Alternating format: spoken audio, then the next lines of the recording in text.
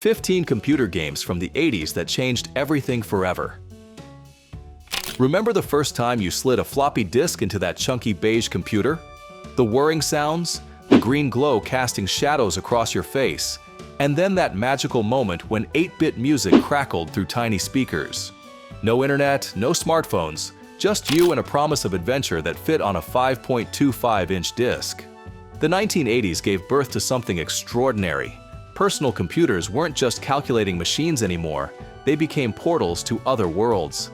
Bedroom programmers working late into the night created universes that lived inside our monitors, and we couldn't get enough. Today we're counting down 15 computer games from the 80s that didn't just entertain us, they changed everything forever. These weren't just programs, they were revolutions disguised as entertainment. One of them literally created an entire genre that's still dominating gaming today.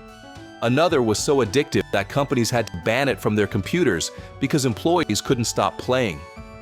But here's the thing that'll blow your mind. Number 7 on our list was created by a college student who had no idea he was about to invent the template for modern puzzle games. And wait until you hear about number 3.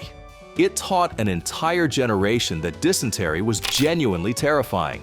So grab your favorite beverage, settle into that spot where you used to game for hours, and let's boot up some memories. Don't forget to subscribe, because we're about to explore the digital revolution that made the 80s absolutely unforgettable. Number 15. Castle Wolfenstein. Castle Wolfenstein by Silas Warner introduced stealth gameplay years before it became a genre. This 1981 top-down adventure challenged players to escape from a Nazi stronghold using cunning rather than firepower. You'd sneak past guards, steal uniforms, and forge documents like a real spy.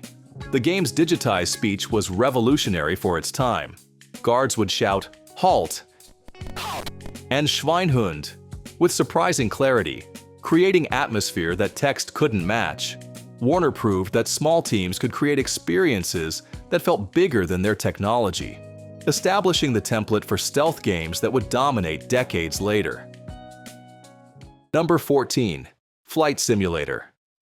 Microsoft's Flight Simulator started as a simple wireframe demonstration, but evolved into something approaching reality. The early versions were spare and mathematical, but they captured the essential experience of controlling an aircraft. Takeoff, navigation, landing, all required real piloting skills. The appeal wasn't just in the flying, it was in the learning. Flight Simulator came with thick manuals explaining instruments, weather patterns, and navigation principles. Players studied aviation like amateur pilots, and many discovered a genuine love of flying through these early simulations. It proved that entertainment and education were natural partners. Number 13. M.U.L.E. M.U.L.E. by Dan Bunton turned economics into entertainment. This 1983 classic had 4 players competing to colonize a planet, managing energy, food, and smith ore while dealing with random events and market fluctuations. It was SimCity meets Wall Street, wrapped in charming cartoon graphics. The genius was its emphasis on multiplayer strategy. The game required negotiation, timing, and understanding of supply and demand. Those annual auction phases became heated negotiations that could destroy friendships and forge alliances. M.U.L.E. taught economic principles without feeling like school, proving games could be smart and fun simultaneously. But wait until you see what's coming. Number 12 made jumping over barrels feel like the most important skill in the universe. Number 12. Donkey Kong. Donkey Kong brought us Mario before he was officially Mario. Originally called Jumpman, this mustachioed carpenter introduced platforming to computer gaming. The goal was simple: rescue the girl from the giant ape. The execution was pure genius, requiring timing, pattern recognition, and controlled chaos. Playing Donkey Kong on home computers felt different from the arcade version, but that core gameplay loop remained addictive.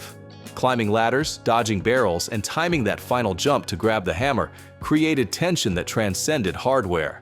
It established the template for platform games that would dominate the industry. Number 11. Pac-Man. Pac-Man on home computers was never quite right, but it didn't matter. Having Pac-Man at home meant unlimited quarters and the ability to play past your bedtime. Every computer tried its hand at the yellow dot muncher with varying degrees of success. The Apple II version looked like abstract art, but it still captured that essential Pac-Man addiction. The simple concept of navigating mazes while avoiding ghosts translated perfectly to home systems, proving that great game design transcended graphics limitations. It was about mechanics, not visuals. Number 10. Centipede. Centipede was an arcade translation that felt natural on home computers. The trackball became a joystick, but that frantic action of shooting mushrooms and dodging the segmented centipede remained intact. Atari's colorful graphics and intense gameplay proved home computers could deliver arcade excitement. The game's appeal was its perfect balance of strategy and reflexes. You had to think about mushroom placement while reacting to immediate threats. Every decision affected future gameplay, creating a depth that kept players coming back for just one more game. Coming up, we're about to meet the games that made us think so hard we forgot to eat dinner. Number 9 literally changed how we thought about building civilizations. Number 9. Sid Meier's Railroad Tycoon. Railroad Tycoon let players live out Industrial Revolution fantasies. This 1990 masterpiece combined empire building with economic simulation, challenging players to connect cities with rail networks while managing finances and competition.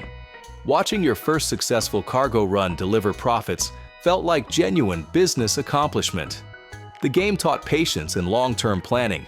You couldn't just build tracks everywhere, you had to study terrain, analyze demand, and time expansion carefully. Success required understanding geography, economics, and logistics. It was education disguised as entertainment, proving that learning could be addictive. Number 8. Prince of Persia. Prince of Persia elevated platform gaming into an art form. Jordan Mechner's 1989 masterpiece wasn't just about jumping between platforms. It was about fluid animation, environmental storytelling, and creating genuine personality in pixels. The prince moved like a real person, stumbling when he landed awkwardly. The game's use of rotoscoping technology made every movement feel natural. When your character ran, you could feel the weight and momentum. When he drew his sword, there was dramatic flair. Prince of Persia proved that computer games could be cinematic without requiring movie-quality graphics. Number 7. Lode Runner. Lode Runner was the thinking person's action game. Created by Doug Smith while he was still in college, this 1983 puzzle platformer combined quick reflexes with strategic thinking. You played a stick figure collecting gold while avoiding guards, using a drill gun to create temporary holes. But here's what made it revolutionary: the level editor. Players could create and share their own levels, essentially crowdsourcing content decades before the internet made it easy. The game came with 150 levels, but the community created thousands more. It was social gaming before social networks existed. Now get ready for this. The next game on our list taught geography so well that kids actually wanted to learn about other countries. Number 6. Where in the world is Carmen Sandiego? Carmen Sandiego turned geography into detective work. Broderbund's 1985 creation challenged players to track down international criminals using cultural and geographical clues. It was a clever way to make memorizing world capitals feel like solving mysteries. The game required real research. Players consulted the included World Almanac, cross-referenced clues, and made logical deductions. Success meant understanding time zones, currencies, and cultural landmarks. Carmen Sandiego proved that learning games didn't have to feel like school if they were designed as genuine entertainment. Number 5. Tetris. Tetris arrived at the end of the decade, but its impact was immediate and profound. Alexei Pajitnov's falling block puzzle was mathematical poetry, combining simple rules with infinite complexity. The goal was obvious: fit the pieces together. The execution was endlessly challenging. What made Tetris special was its democratic appeal. Age, gender, gaming experience, none of it mattered. Anyone could understand the rules in seconds, but mastery took years. The game created a flow state where conscious thought disappeared and players moved blocks through pure intuition. Number 4. Ultima. Ultima by Richard Garriott didn't just create games, it created universes. Lord British understood that players wanted more than quick entertainment. They wanted worlds to inhabit, moral choices to wrestle with, and characters that grew stronger through experience. The first Ultima, released in 1981, was revolutionary for its scope.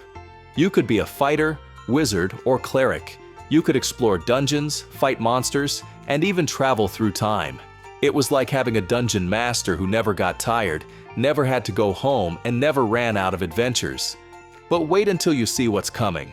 Number 3 made an entire generation afraid of a single word: dysentery. Number 3. The Oregon Trail. The Oregon Trail remains the most beloved educational game ever created.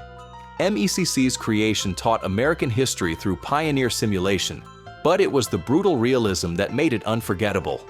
Managing supplies, treating diseases, and making crucial decisions about river crossings turned westward expansion into personal drama. Everyone remembers dying of dysentery. The game was mercilessly realistic about frontier hardships, making history feel immediate and personal. Losing family members to disease was heartbreaking, but it made the American pioneer experience real in ways textbooks never could. It proved that the best education felt like entertainment. Number 2. Wizardry. Wizardry took dungeon crawling and made it brutally addictive. Created by Andrew Greenberg and Robert Woodhead, this was hardcore gaming that would make Dark Souls players weep. Character permadeath wasn't a feature, it was a guarantee.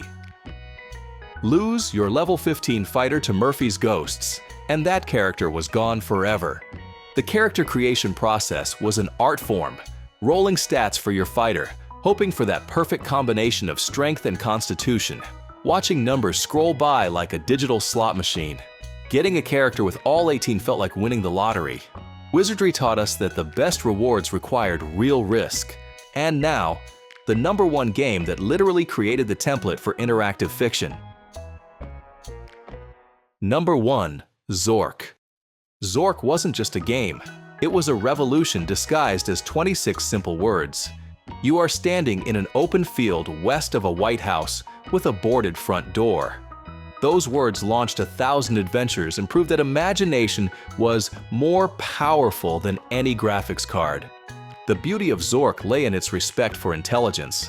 It assumed you could read, think, and solve problems. The parser was both friend and enemy. Type "get lamp" and watch magic happen. The grue that ate you in darkness haunted more nightmares than any modern horror game monster. Zork established the template for interactive fiction, proving that the most powerful gaming experiences happened inside players' heads. It taught an entire generation that the best graphics were the ones you created yourself through imagination and words.